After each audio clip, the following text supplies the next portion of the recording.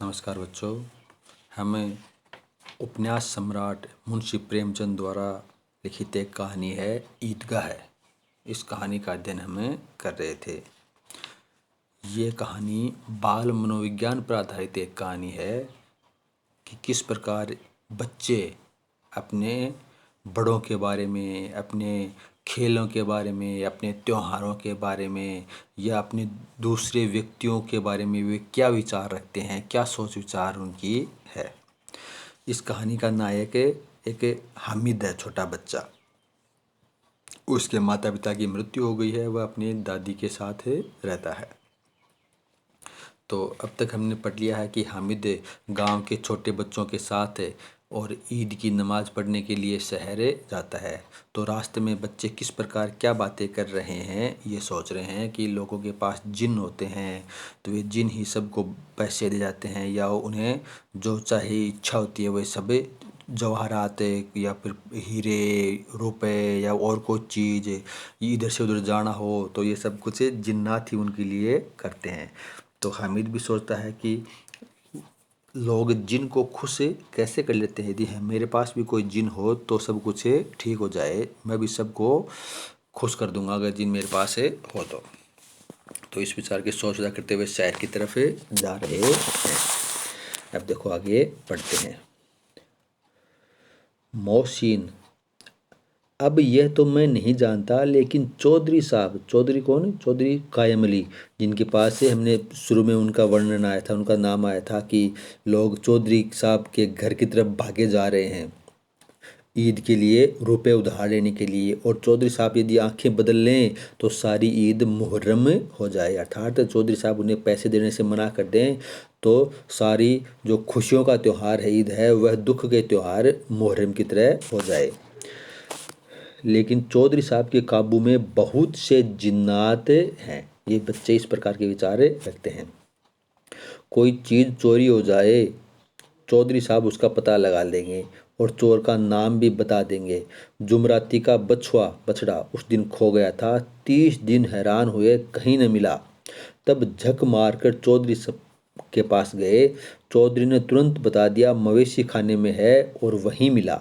मवेशी खाना मतलब जहाँ पर आवारा पशुओं को रखते हैं। जिन्नात आकर उन्हें सारे जहान, सारे संसार की खबरें दे जाते हैं। तो ये बच्चे अपने मन में सोच रहे हैं। अब चौधरी साहब गांव के मुखिया थे तो उन्हें तो सभी चीज़ों की जानकारियां होती हैं, उनके पास तो लोग इधर उधर से उनको सारी बातें बता देते हैं। तो बच्चे सोचते हैं कि उनके पास कोई भूत वगैरह हैं जो उनको सारी जानकारी दे देते हैं। अब उसकी समझ में आ गया कि चौधरी के पास इतना धन क्यों है और क्यों उनका इतना सम्मान है, क्योंकि हामिद सोचने लगा कि उनके पास भी क्या है, जिन्नात हैं जो उन्हें सारी की सारी सूचनाएं देते हैं। आगे चलें, ये पुलिस लाइन है। अब हमने पढ़ा कि शहर की हदें आने लगी थी, शहर की जो शुरुआत है वह हो चुकी थी। तो यहाँ पर उन्होंने पुलिस लाइन देखी। यहाँ सब कानिस्टेबल यानी सिपाही कवायद करते हैं। कवायद मतलब परेड करते हैं। रिटर्न, रिटर्न मतलब राइट टर्न, परेड होता है ना, राइट टर्न, लेफ्ट टर्न, 5 हो आगे जाओ। रात को बेचारे घूम घूम कर पहरा देते हैं नहीं चोरियां हो जाएं। ये बच्चे बात कर रहे हैं कि ये पुलिस लाइन है, यहाँ पर कांस्टेबल कवायद करते हैं, परेड करते हैं और पूरी रात घूम घूम कर पहरा देते हैं कि कहीं चोरियां न हो जाएं। मोहसिन ने प्रतिवाद किया, विरोध किया।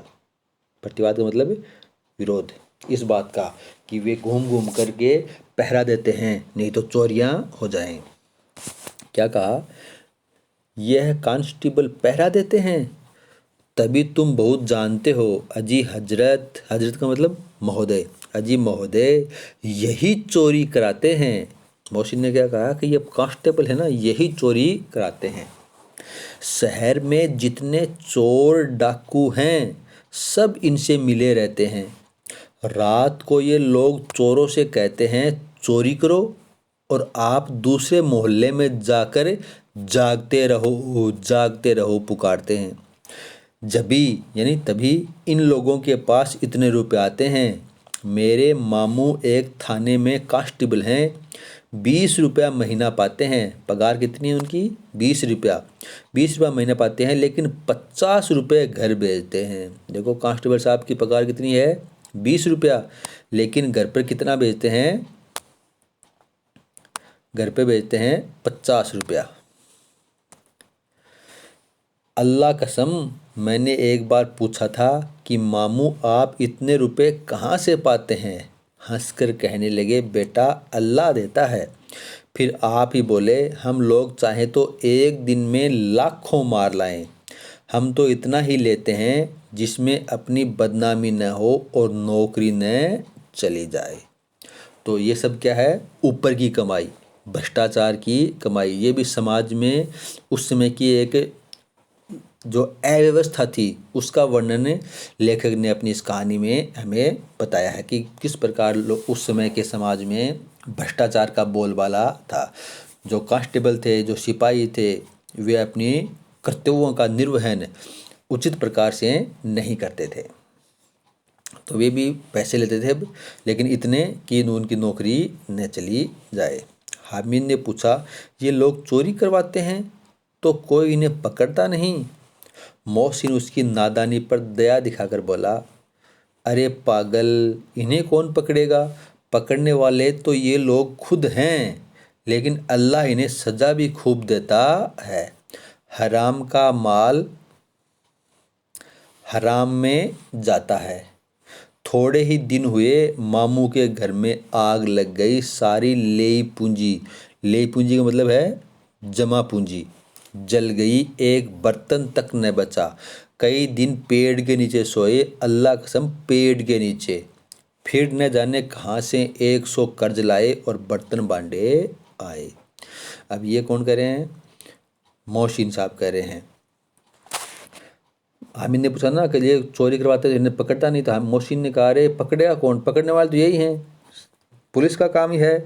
कोई गलत कार्य करे, कोई भ्रष्टाचार करे तो उसको पकड़ना पुलिस का काम है। तो इन्हें कौन पकड़ेगा जब यही गलत करते हैं? लेकिन इन्हें सज़ा कौन देता है? अल्लाह मियाँ, अल्लाह इन्हें सज़ा देता है। क्या सज़ा दी? हराम का माल, हराम मतलब बेईमानी की कमाई, हराम में ही जाती है। मामू के घर में आग लग गई और जितना भी धन उन्होंने, 20 रुपये तनख्वाह थी लेकिन 50 रुपये घर पे भेजे थे, तो जितना भी धन उन्होंने जोड़ा था सब जमा पूंजी जल गई, बर्तन तक न बचे और पेड़ के नीचे रातें बिताई। थोड़े दिन बाद में कर्ज लेकर आए और उस कर्ज से फिर से अपना घर बसाया। हामिद, 100 तो 50 से ज़्यादा होते हैं। अब देखो छोटा बच्चा ही है तो वगैरह 100 यानी 100 रुपये तो 50 से ज़्यादा होते हैं। कहाँ 50 कहाँ 100, 50 एक थैली भर होता है, 100 तो 2 थैलियों में भी न आए। तो इस प्रकार की बच्चे बातें कर रहे हैं। अब बस्ती घनी होने लगी थी। पहले तो जो शहर का एक मतलब बाहरी हिस्सा था तो उसमें जो ये थी पुलिस लाइन वगैरह थी, इसके बारे में बात करें तो कुछ बड़े व्यक्तियों के बाग थे तो उनके बारे में ही हमने पढ़ा। लेकिन अब बस्ती घनी होने लगी, मतलब घर बहुत अधिक संख्या में उन्होंने दिखाई देने लगे। ईदगाह जाने वालों की टोलियां नजर आने लगी। जैसे ये एक गांव से गए थे तो और भी आसपास के जो गांव थे उस गांव से भी लोग ईद की नमाज़ पढ़ने के लिए शहर की मस्जिद की तरफ जा रहे थे। तो कई टोलियां उस मस्जिद की तरफ जाती हुई नजर आने लगी। एक से एक भड़कीले वस्त्र पहने हुए, यानी सुंदर वस्त्र पहने हुए, कोई इक्के तांगे पर सवार, कोई मोटर पर, सभी इत्र में बसे हुए। सभी के दिलों में उमंग, यानी सभी खुश थे। कोई तांगे पर सवार था, कोई इक्के पर सवार था, कोई मोटर में भी था, कोई पैदल थे, लेकिन सभी प्रसन्न दिखाई दे रहे थे। ग्रामीणों का ये छोटा सा दल अपनी विपन्नता, अपनी गरीबी से बेखबर, संतोष और धैर्य में मग्न चला जा रहा था। बच्चों के लिए नगर की सभी चीज़ें अनोखी थी क्योंकि वे उनको बहुत कम देख पाते थे, इसलिए जो चीज़ दिखाई दे रही थी वह सब उनके लिए नई ही थी। जिस चीज़ की ओर ताकते ताकते ही रह जाते, यानी जिसको देखते उसको देखते ही रह जाते। पीछे से बराबर हॉर्न की आवाज़ होने पर भी न चेतते, यानी पीछे से कोई मोटर हॉर्न देती तो भी वे उसकी ओर ध्यान नहीं देते, वो जो चीज़ दिखाई दे रही थी उसी में वे खोए रह जाते। हामिद तो मोटर के नीचे जाते जाते बचा। लेकिन वो भी उसके नीचे आते आते बाल बाल ही बचा।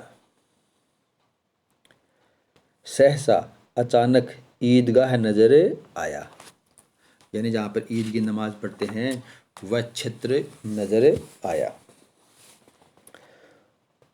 ऊपर इमली के घने वृक्षों की छाया, नीचे पक्का फर्श है जिस पर जाजिम जाजिम मतलब कालीन बिछा हुआ है, और रोजेदारों की पंक्तियां, यानी जिन्होंने रोजे रखे हैं उनकी पंक्तियां एक के पीछे एक न जाने कहाँ तक चली गई हैं। पक्की जगत चबूतरा के नीचे, जहाँ तक जगत और जगत दोनों में अंतर होता है, जगत एक संसार के लिए भी कहते हैं और एक चबूतरे के लिए भी कहते हैं, तो ये चबूतरे के लिए आया है। पक्की जगत के नीचे तक जहाँ जाजिम भी नहीं है, यानी जहाँ पर पक्का चबूतरा था वहाँ तक तो कालीन बिछाई हुई थी, और जहाँ पर पक्का चबूतरा था वहाँ पर कालीन भी नहीं थी, कुछ भी नहीं थी। नए आने वाले आकर पीछे की कतार में पंक्ति में खड़े हो जाते हैं। आगे जगह नहीं है, यहाँ कोई धन और पद नहीं देखता, इस्लाम की निगाह में सब बराबर हैं। देखो यहाँ पर क्या कर रहे हैं, इस्लाम के बारे में बता रहे हैं कि जहाँ पर रोजेदार नमाज पढ़ने आते हैं वहाँ पर सब बराबर हैं, कोई धनी कोई गरीब में अंतर नहीं है, कोई बड़ा कोई छोटा नहीं है, सब एक के पीछे पंक्तियों में खड़े होते जाते हैं, सब बराबर, कोई बड़ा नहीं कोई छोटा नहीं, कोई धन नहीं कोई पद नहीं। इन ग्रामीणों भी वजू किया, वजू समझते हो ना, हाथ पैर धोना, और पिछली पंक्ति में खड़े हो गए, क्योंकि आगे पंक्तियां भर गई थी तो जो पिछले लोग आते गए और पीछे की पंक्तियों में खड़े होते रहे। कितना सुंदर संचालन है, कितनी सुंदर व्यवस्था, लाखों सिर एक साथ सिजदे में झुक जाते हैं, यानी अल्लाह मियाँ के दरबार में उनकी इबादत में लाखों सिर एक साथ झुकते हैं। फिर सब के सब एक साथ खड़े हो जाते हैं, एक साथ झुकते हैं और एक साथ घुटनों के बल बैठ जाते हैं। कई बार यही क्रिया होती है जैसे बिजली की लाखों बत्तियां एक साथ प्रदीप्त जल गई हों और एक साथ बुझ जाएं, और यही क्रम चलता रहा। कितना अपूर्व दृश्य था, कितनी जिसकी सामूहिक क्रियाएं, विस्तार और अनंतता हृदय को श्रद्धा, गर्व और आत्मानंद से भर देती थी। मानो भ्रातृत्व का एक सूत्र इन समस्त आत्माओं को एक लड़ी में पिरोए हुए है। अब इस पंक्तियों के माध्यम से लेखक प्रेमचंद ये कहना चाहते हैं कि जो धर्म होता है ना वह तोड़ता नहीं है, जोड़ता है। धर्म का कार्य क्या करना है, जोड़ने का कार्य है। तो अल्लाह की इबादत में जब वो नमाज पढ़ रहे हैं तो उसमें कोई पद में बड़ा छोटा नहीं है, सब बराबर हैं, सब एक साथ खड़े होते हैं, एक साथ झुकते हैं, एक साथ घुटनों के बल बैठ जाते हैं। लेखक को लग रहा है जैसे कोई लाखों बत्तियां एक साथ जल जाएं और बुझ जाएं। सब वे एक साथ मिलकर सामूहिक क्रियाएं कर रहे हैं। ये सारी क्रियाएं लोगों के हृदय में अपने अल्लाह के प्रति श्रद्धा, गर्व और आत्मानंद यानी आत्मा का आनंद से भर देती हैं। लेखक ऐसा मान रहे हैं कि ऐसा लगता है मानो भ्रातृत्व, भाईचारे ये जो क्रिया कर रहे हैं नमाज की पढ़ने की क्रिया, ये नमाज की क्रिया उनको भाईचारे के एक सूत्र में बांध रही हो कि सब वे एक बराबर हैं, एक ही भाई हैं, एक ही अल्लाह मियाँ की संतानें हैं। तो ये हमने पढ़ लिया है कि वे ईदगाह में पहुंच गए हैं और वहाँ पर ईद की नमाज भी उन्होंने पढ़ ली है। अब आगे का दिन हमें कल करेंगे। धन्यवाद।